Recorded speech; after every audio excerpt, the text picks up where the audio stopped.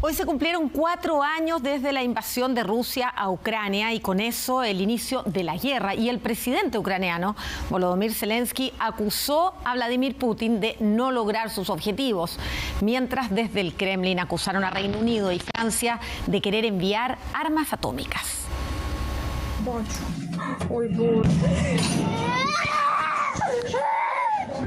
En cuanto cayeron los primeros misiles, muchos pensaron que los ataques no durarían más de 2 días o como mucho 3 semanas. Por eso hoy a rusos y ucranianos les cuesta creer que estén entrando en el 5.º año de la guerra.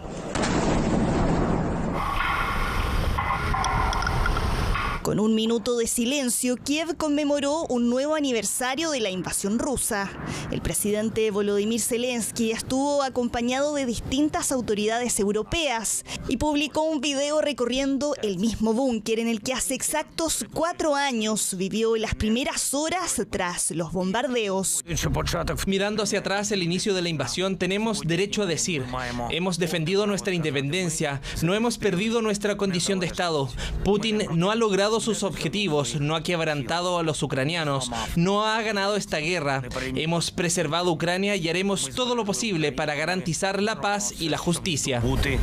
Vladimir Putin conmemoró la fecha con un mensaje por televisión, mientras el Kremlin asegura que países como Francia o Reino Unido buscarían enviar armas atómicas a Kiev. Pero es que el número de ataques terroristas ha aumentado. No hay duda de eso, ya que en los últimos años los servicios especiales ucranianos y sus asesores extranjeros están detrás de la mayoría de ellos. Se ha producido un aumento significativo de ataques contra infraestructuras rusas. Desde Ucrania dicen que este ha sido el invierno más severo que recuerdan por los constantes ataques del Kremlin sobre su infraestructura energética. Una de las zonas que ha sido golpeada con frecuencia es el distrito de Desnyansky en Kiev, cuyo alcalde accedió a conversar con Chilevisión Noticias. No tenemos calefacción hace casi 3 semanas, tenemos menos 20 grados Celsius. Es una catástrofe humanitaria cometida por Putin. Él lanza misiles sobre nuestras plantas energéticas y este es el principal problema. Esa ha sido un arma mortal por parte de Putin. Nuestros sistemas de aguas residuales están congelados y por eso no hay ninguna posibilidad de usar suministro de agua.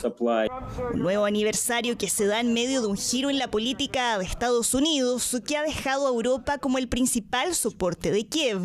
Sus aliados europeos preparan el diseño de un escudo que blinde a Ucrania en una guerra en que para muchos también está en juego el destino de Europa. Los analistas y los estrategas europeos llegan a afirmar de que si la Federación Rusa llega a obtener la victoria, la guerra con Europa estaría básicamente visualizándose en el horizonte, dando un plazo de 3 a 5 años para que aquello ocurra. Europa no tiene ningún lugar en las negociaciones de paz que siguen desarrollándose entre ambas partes con la mediación de Estados Unidos. Conversaciones en las que en Ucrania pocos confían, pues para ellos Vladimir Putin es el principal obstáculo para la paz. Putin no va a terminar esta guerra. Personalmente creo que Putin va a empezar otra guerra en otro país europeo. Su único plan es la guerra total en el continente europeo. Pareciera ser de que tanto Ucrania como la Federación Rusa no están dispuestos, me parece a mí, a establecer condiciones que permitan terminar con la guerra. Dicho de otro modo, hoy día la guerra parece ser un instrumento más favorable tanto para Ucrania como para la Federación Rusa en búsqueda de objetivos políticos que son evidentemente mutuamente excluyentes. Ninguna de las rondas de conversaciones que ha habido hasta ahora ha resultado en algún avance concreto que lleve a pensar en un alto al fuego definitivo. Una guerra que ha dejado decenas de miles de muertos, millones de desplazados, ciudades devastadas, en el conflicto más sangriento en Europa desde la Segunda Guerra Mundial. Y un día como hoy empezó una guerra en Europa, la guerra entre Rusia y Ucrania. Algunos hablan de la reanudación de lo que son la guerra en Crimea, pero ahora con una expansión mucho más grande a todo lo que es el territorio ucraniano y además con varios miles de muertos en este conflicto que ha tensionado a todo lo que es la geopolítica internacional. El presidente de Ucrania, Volodymyr Zelensky, conmemoró este martes con la presidenta de la Comisión Europea, Ursula von der Leyen, y otros dirigentes europeos los 4 años del comienzo de la invasión rusa a gran escala hacia Ucrania. Zelensky además reconoció que no es una tarea fácil mantener la unidad entre Europa y Estados Unidos en las circunstancias actuales. Recordemos que hoy hay grandes discrepancias entre los líderes europeos y el presidente de los Estados Unidos, Donald Trump, debido a cómo se está llevando este conflicto y cómo incluso se ha tratado de sacar un rédito económico dándoles de parte de Europa dinero a Ucrania para comprar armas a los Estados Unidos. Advirtió, eso sí, que solo con ambos poderes unidos, es decir, con Europa y Estados Unidos en la misma línea, en el mismo bando y con las mismas intenciones, se podrá seguir resistiendo el avance ruso. En Rusia, en tanto, condecoraron a varios militares, aún eso sí no se han alcanzado todos los objetivos militares en Ucrania, reconoció el Kremlin en ese país, y van a seguir luchando hasta lograrlos. Es decir, podría nunca darse una tregua, sino que esto va a ser un conflicto constante con tal vez un armisticio y una pausa, podríamos decirlo, como sucede con Corea del Norte y Corea del Sur, pero la verdad es que esta situación se ha extendido mucho más de lo que muchos expertos pensaron, de lo que muchos, incluso líderes pensaron, con una resistencia ucraniana sorprendente, hay que decirlo, pero que también ha costado miles y miles de vidas. Un tema que queremos conversar a esta hora con Guido Larsson, académico de la Facultad de Gobierno de la Universidad del Desarrollo, para ver si se puede hacer una proyección de todo lo que ha pasado en estos 4 años. También, ¿cómo está? Bienvenido a Chilevisión Noticias. Hola Pablo, muchas gracias por la invitación, un gusto conversar contigo. Gracias a usted también por estar con nosotros. A ver, Guido, 4 años han pasado de este conflicto. Recuerdo cuando interrumpíamos las transmisiones de Chilevisión Noticias durante la madrugada. Desde ese punto hasta hoy día, ¿qué se puede sacar en limpio de este conflicto que en algún momento se dijo no iba a durar ni siquiera un año? Claro, yo creo que el conflicto, si uno lo toma en esa perspectiva temporal, claramente está dividido en fase. Una primera fase, digamos las primeras 2 semanas del conflicto, donde efectivamente la intención de la Federación Rusa era hacer capitular a Ucrania en forma muy acelerada. Hubo problemas logísticos para la Federación Rusa, hubo también probablemente subestimación de la capacidad de resistencia ucraniana, y por ende esa fase no tuvo los resultados que Moscú pretendía. Y rápidamente se pasa entonces a una segunda fase donde se amplía el teatro de guerra. Hay que recordar de que inicialmente esta se concentraba sobre el centro urbano de Kiev y luego se amplía particularmente hacia la zona del Donbass. Y después de los segundos 2 años, uno podría decir, la guerra tiende a estabilizarse, a ser una guerra más bien de desgaste, con líneas en el frente relativamente flexibles, un frente muy extenso, casi 800 kilómetros de extensión total, pero con una Rusia con cierto tipo de ganancias territoriales, particularmente controlando algunas aldeas y pueblos en la llamada zona del Donbass, que es la zona oriental de Ucrania, y con algunas penetraciones de las fuerzas ucranianas sobre sectores controlados por Rusia también a lo largo de todo el frente. Entonces, entre el comienzo y el final, no el final, pero al menos el punto histórico en el cual estamos hoy día, vemos una guerra relativamente estabilizada en el frente, con una cierta ventaja hacia la Federación Rusa, con tácticas más bien de orden asimétrica por parte de las fuerzas ucranianas, con una proyección que parece no tener realmente una operación decisiva que en alguna medida vuelque la balanza hacia alguno de los dos actores beligerantes. Y eso quiere decir entonces de que el año 2026 la mecánica debiera mantenerse relativamente parecida a lo que hemos estado observando los últimos 6 meses, pero ciertamente con muchos incentivos, particularmente por Rusia, para tratar de generar esa operación decisiva y que le permita alcanzar sus objetivos políticos. Guido, lo decía en la introducción, en algún momento algunos expertos dicen esto no es una nueva guerra, es una proyección de lo que es el conflicto en Crimea, justamente la guerra de Crimea, y que también tuvo un punto de inflexión en lo que es la región del Donbass, Donetsk y Lugansk. ¿Es como tal o es una nueva guerra, es un nuevo conflicto, pensando también en los objetivos que se ha tenido y en que Rusia insiste en que hay objetivos que no se han cumplido y que va a seguir finalmente combatiendo hasta que lo puedan lograr? No, claro, si uno va a la larga historia, uno podría decir de que este proceso actual es una derivada inmediata de la captura de Crimea del 2014 por parte de la Federación Rusa. Y eso a su vez es el resultado de las denominadas cambios de transformación política a partir de la llamada Revolución Naranja en la propia Ucrania, donde Ucrania comienza más bien a transitar políticamente con dirección a Europa antes que a su esfera de influencia tradicional.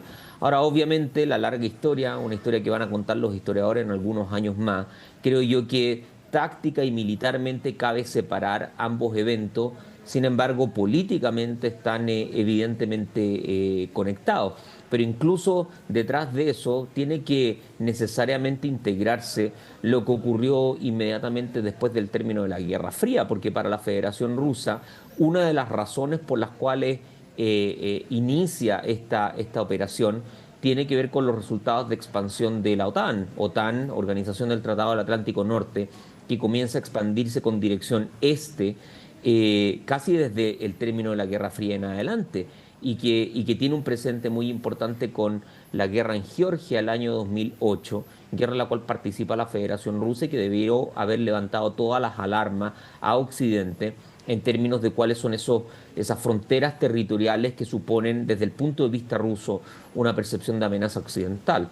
Ahora, dicho todo eso, creo yo que hay que concentrarse en la actualidad. Hay negociaciones en marcha, negociaciones que son muy problemáticas, han sido muy difíciles y donde pareciera ser de que tanto Ucrania como la Federación Rusa no están dispuestos, me parece a mí, a establecer condiciones que permitan terminar con la guerra. Dicho de otro modo, hoy día la guerra parece ser un instrumento más favorable tanto para Ucrania como para la Federación Rusa en búsqueda de objetivos políticos que son evidentemente mutuamente excluyentes. Guido, a ver, un tema bien importante, yo sé que ahí usted acaba de decir también que concentrarse en la actualidad, pero también lo quiero llevar a lo que era 2014, a lo que es hoy día y el rol también de las potencias, estamos hablando de Europa, Estados Unidos, en una zona que es importante, la zona de Crimea, finalmente tráfico de distintos elementos para el comercio mundial. ¿Por qué cree que no se ha podido hacer más de parte de esas potencias? ¿Es el rol de Rusia como tal y esta superpotencia que incluso ha amenazado con una acción nuclear? ¿O es el hecho de que, la verdad, con el paso de los años, estas superpotencias ya no han sido super, sino que tienen algún poder, pero han perdido esa capacidad de reacción ante esta división global que en algún momento se dijo Rusia es el importante, Estados Unidos también, y China parece como un tercer actor más pequeño? Bueno, si uno va a Estados Unidos, creo yo que la respuesta más simplificada es que para Estados Unidos la relevancia estratégica de Ucrania es muy menor en comparación con otras zonas del planeta. Y por ende, muy posiblemente, Estados Unidos no es que lo pillara desprevisto, sino que el grado de atención que tenía sobre Ucrania, la capacidad de actuar rápidamente, el interés en la misma zona, y la cantidad de beneficios que podría significarle a los Estados Unidos actuar a favor de Ucrania no era realmente equilibrable con los enormes riesgos que implicaba participar de manera directa. La Federación Rusa ha sido bien clara en decir de que una extensión de este conflicto con participación de tropas o estadounidenses o europeas, que existen pero no están reconocidas públicamente, pero una participación más bien tradicional implicaría posiblemente el uso de armas tácticas nucleares. A ese nivel de percepción de riesgo existencial tiene la Federación Rusa. Y eso en alguna medida también explica por qué, salvo estos apoyos financieros, apoyos con algunos insumos de carácter militar, el grado de compromiso de Europa y de los Estados Unidos a favor de Ucrania ha sido tan limitado, en parte porque temen el riesgo que implica ingresar a una guerra a ese nivel, debido fundamentalmente a que, desde el punto de vista de la Federación Rusa, lo que está en juego es mucho más importante que para Europa Occidental o para los Estados Unidos. Y eso en alguna medida también explica por qué Ucrania no ha logrado tener una operación decisiva, ni siquiera una victoria decisiva, en parte porque existe esta inhibición de mayor participación por parte de las fuerzas occidentales. A ver, tenemos 4 años de conflicto, tenemos a un presidente Volodymyr Zelensky que debió haber dejado el poder también hace un tiempo, pero él ha dicho por la situación de guerra es que no lo ha hecho. Incluso Rusia ha calificado a Zelensky de un dictador en algún momento por mantenerse justamente en el poder. ¿Cuál ha sido el rol de Volodymyr Zelensky en todo esto? ¿Si ha sido un rol realmente de líder o ha cedido en algunos puntos en que no ha podido hacer más? Y sobre todo desde la visión rusa, porque entendamos aquí hay 2 países, incluso Rusia ha dicho que ha habido discriminaciones y actos casi de nazismo de parte de Ucrania en contra de las comunidades rusas en la zona de Crimea y también de la región de Donbass. Claro, como suele ocurrir en toda guerra que se extiende en el tiempo, la función de los líderes tiende a ser oscilante y tiende a ser modificable. Yo diría de que el primer año o año y medio de Zelensky en el poder fue significativo, particularmente por su rol comunicacional, por mantener homogeneizada a la población, por elevar finalmente la moral de resistencia ucraniana. Creo que todos recordamos los videos que el propio Zelensky enviaba a las redes sociales en plena operación de resistencia en las primeras 24 a 48 horas de la invasión rusa. De ahí en más creo de que su liderazgo ha tendido a desgastarse. Ese desgaste no es solamente por el carácter o personalidad del propio Zelensky, sino que él también se ha visto envuelto a la serie de dinámicas que emergen en una guerra como este tipo. Han habido acusaciones de corrupción, ha habido críticas en torno a la falta de rotación de las fuerzas ucranianas, ha habido también información que ha habido deserciones significativas en el frente, y Zelensky ha debido también enfrentar un escenario internacional cambiante, particularmente en su relación bilateral con los Estados Unidos y muy significativamente en su trato personal con Donald Trump. Nadie olvida lo que ocurrió a comienzos del año 2025, donde Donald Trump abiertamente humilla a Zelensky en la oficina Oval. Y eso, por cierto, le ha traído las consecuencias que estamos observando hoy día, ¿no es cierto? Una Ucrania más bien a la defensiva, con muchos problemas para sostener el apoyo norteamericano y europeo, y con crítica, algunas de ellas razonables. Yo creo que la Federación Rusa tiene un punto al manifestar de que hubo episodios de violencia contra habitantes rusoparlantes en el Donbass, probablemente no tan extendido ni con la naturaleza o el carácter que Putin le adhiere, pero ciertamente todo esto confluye finalmente a un líder de que, bueno, ha soportado estos 4 años. La misma constitución ucraniana manifiesta que durante un escenario de guerra es imposible sostener nuevas elecciones, pero eso ha traído la consecuencia de que hoy día el país está más dividido que con anterioridad. Hay figuras que cuestionan desde dentro de Ucrania, que cuestionan abiertamente a Zelensky, que exigen un cambio, pero al menos hasta ahora no hay muestras ni señales de que él pretenda dar un paso al costado para tal vez reenergizar, si se quiere, a las fuerzas y a la sociedad ucraniana.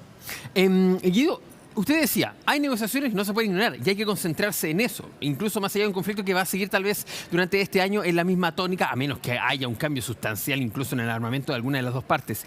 Esas negociaciones, ¿cómo se puede llegar a buen punto si ninguna de las partes quiere ceder en cosas tan vitales? Se habla, por ejemplo, del terreno de Ucrania, de que desde Rusia tampoco quieren ceder en esas aspiraciones, y lo otro también, ¿cuál es la intención que tiene realmente Rusia en todo esto? ¿Es territorio o es un control también incluso político sobre lo que decide Ucrania? Sí, mira, yo creo que las llamadas negociaciones son más bien en este momento puramente performativas, como forma tal vez de aglutinar a la opinión pública europea, que es crecientemente resistente a la mantención de apoyo sobre Ucrania. Es muy posible de que efectivamente las negociaciones no lleguen a buen puerto. Hoy día las condiciones son, como decía yo con anterioridad, mutuamente excluyentes. Y ciertamente uno tiene que reconocer de que la Federación Rusa sigue teniendo objetivos que podrían calificarse, que otros analistas han calificado de maximalista. Esto es la anexión de la totalidad del Donbass, la anexión y reconocimiento de Crimea, la garantía de, como mínimo, neutralidad política por parte de Ucrania, lo que significa inhibir perpetuamente la posible entrada de Ucrania o a la Unión Europea o a la OTAN. Y por el lado ucraniano, bueno, se nota de inmediato por qué hay tantos puntos de desencuentro.